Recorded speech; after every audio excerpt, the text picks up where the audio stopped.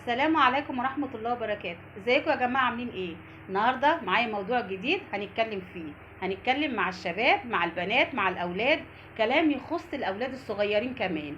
يلا بينا نجيب فنجان النسكافيه أو فنجان القهوة ونقعد نسمع الكلمتين دول. كلام من القلب للقلب، كلام من أم لأولادها، كلام يخص حياتكم ومستقبلكم. يلا بينا نقول أحسن كلام. بسم الله الرحمن الرحيم. لو عايزة تنجحي في الدراسة، في الشغل، في حياتك الزوجية، اقعدي قدامي كده واسمعي الكلمتين دول. لو عايز تنجح في حياتك، في كل حاجة في حياتك، في مراحل حياتك، تعالى اسمع من لابنها الكلمتين دول. هنعمل ايه يا طنط؟ في ايه اللي عندك النهاردة؟ هنتكلم عن موضوع النجاح. ازاي انجح ازاي؟ مش كفاية ان انت تذاكري، مش كفاية ان انت تشتغل، مش كفاية ان انت تجيب فلوس، مش كفاية نجاح في اي حاجة. احنا عايزين النجاح الكامل المتكامل. ايه هو النجاح الكامل المتكامل؟ ان انت لما تمشي تدخل في مشروع ان انت تكمله على خير وتثمر فيه ويبقى نجاح كامل متكامل. عشان انت تبقى حياتك صح ومكمل في طريقك، تعالى اقول لك كلمتين مهمين جدا. ايه هما يا طنط الكلام اللي انت جايه تقوليه والبنت الحلوه الاموره تقعد تسمعني؟ هقول لكم: عايزين تنجحوا تتجهوا لربنا. اول حاجه تتجه لربنا، تكلم ربنا وتراضي ربنا. تعمل ايه عشان تراضي ربنا؟ ان انت تعمل كل حاجة طلبها مننا ربنا. ايه هي؟ ان انت تصلي، ان انت تصوم، ان انت تزكي. ايه كمان يا طنط عايزانا نعمله؟ ايه هو بقى؟ انا بناشد كل لو قاعدة قدامي تسمع الكلمتين دول. بالنسبة للاطفال الصغيرين، انا هتكلم على الاطفال الصغيرين دلوقتي.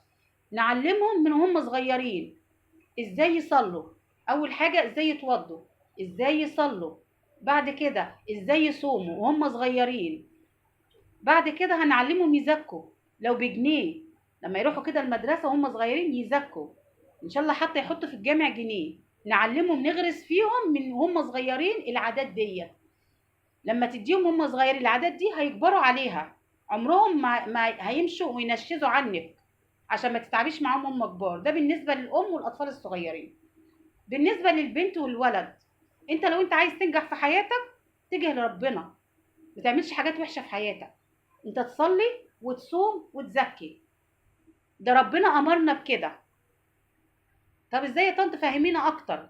هقول لكم. اول حاجة تمشي في حياتك، لو صليت، لو صمت، لو زكيت، حياتك هتتغير 180 درجة.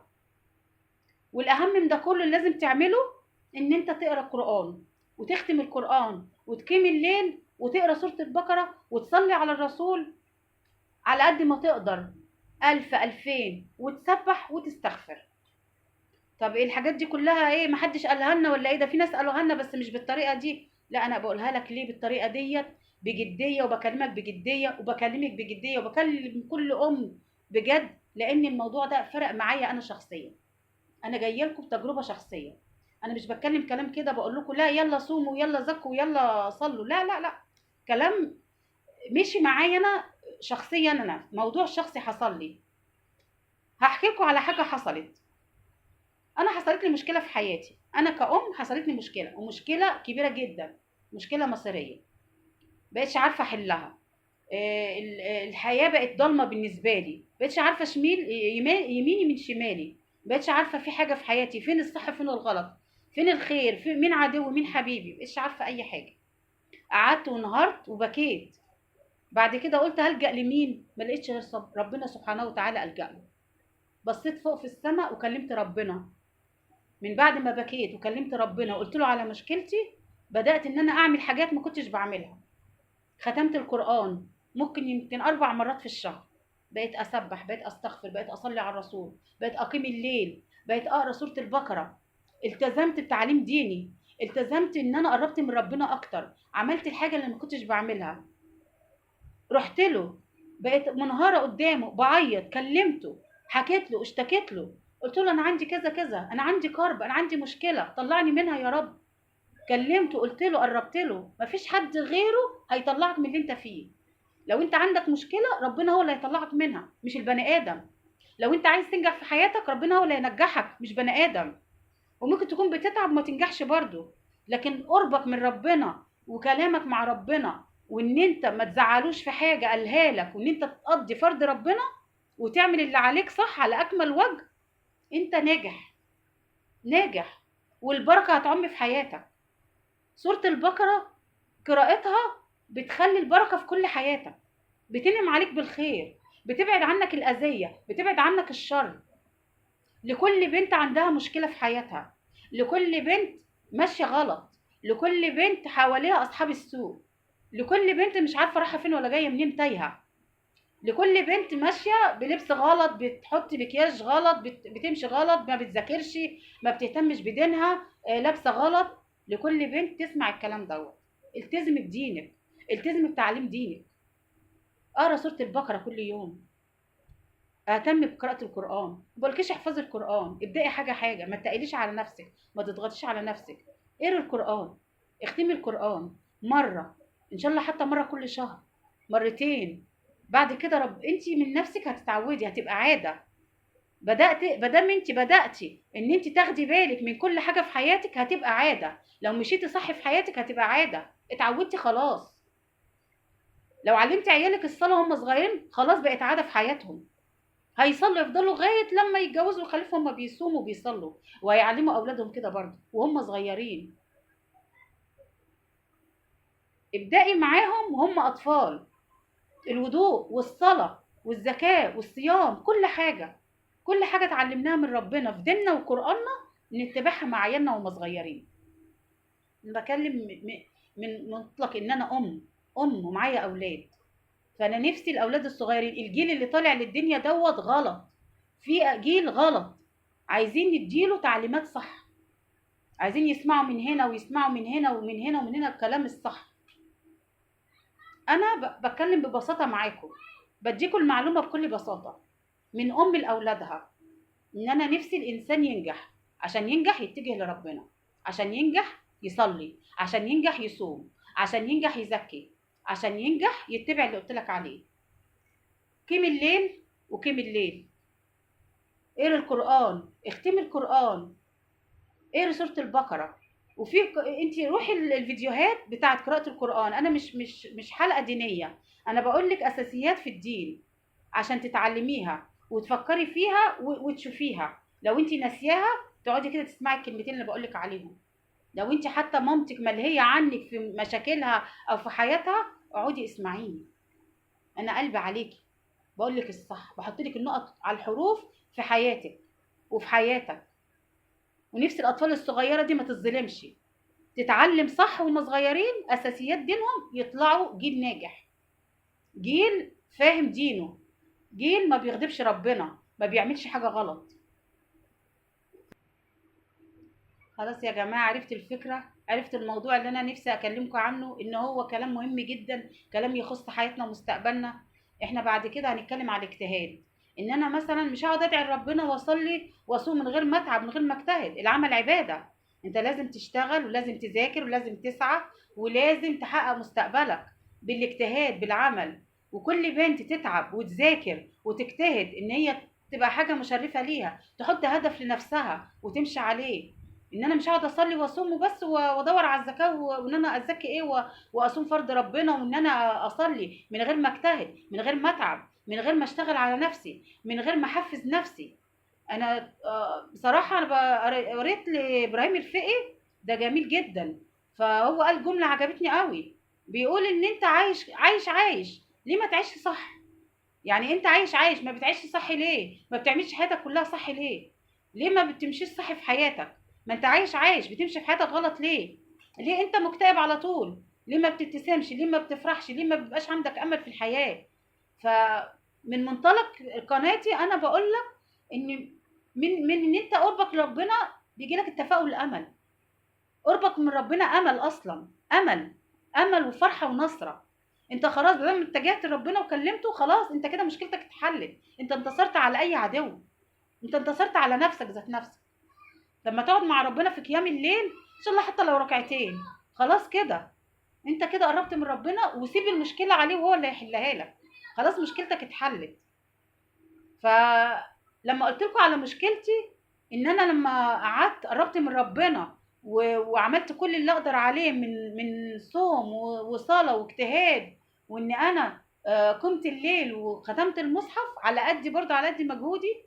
بعد شهرين 3 المشكله اتحلت. المشكله اتحلت فعلا بطريقه جميله جدا. ربنا اللي عمل كده. ولو كان في نصره في مشكلتي، انا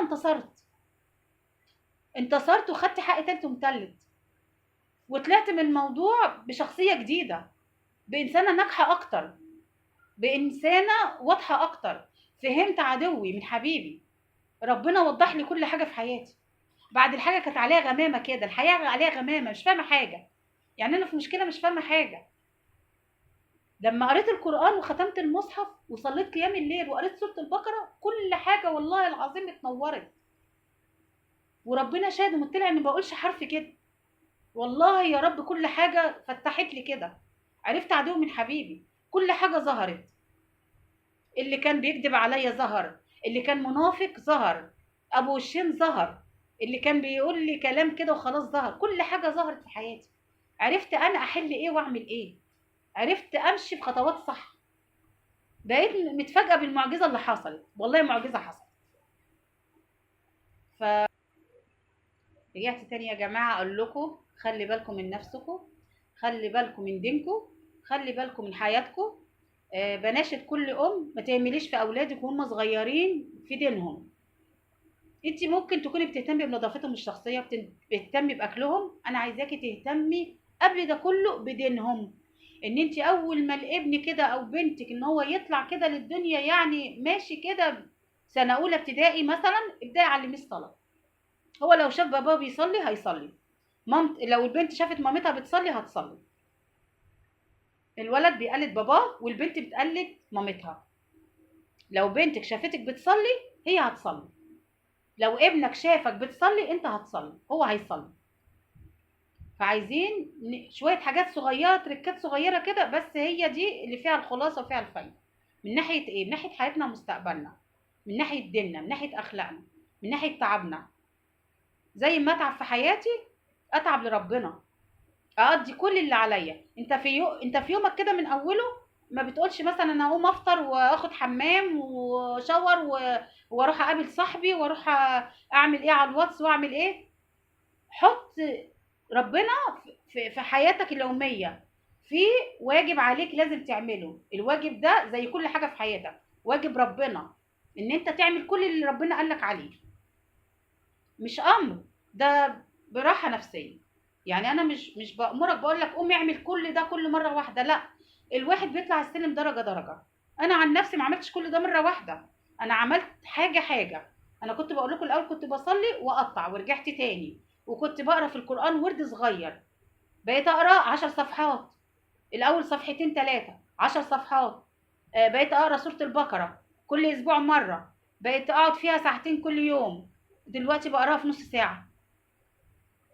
سورة البقرة 49 صفحة في المصحف. كانت تقيلة عليا في الأول بصراحة، مع شغل بيتي مع أولادي. لكن أنا بدأت حاجة حاجة. الأول قلت هقراها 10 صفحات في صلاة الظهر، و10 بعد صلاة العصر، و10 يعني إيه قسمتهم بعد كل صلاة 10 صفحات. بعد كده بقيت أقراها كلها. فرحت بنفسي بصراحة وسقفت لنفسي. بعد كده بقيت أقراها في نص ساعة.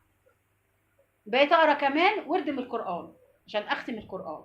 فكل ده ما جاش من يوم وليله، وانت مش هيجي معاك من يوم وليله. بس ايه، انت عندك امل وفرحه كده ان انت رايح لربنا بتكلمه وتقول له انا جاي لك يا رب. خلاص انا سلمت لك يا رب. انا هعمل لك كل اللي انت عايزه.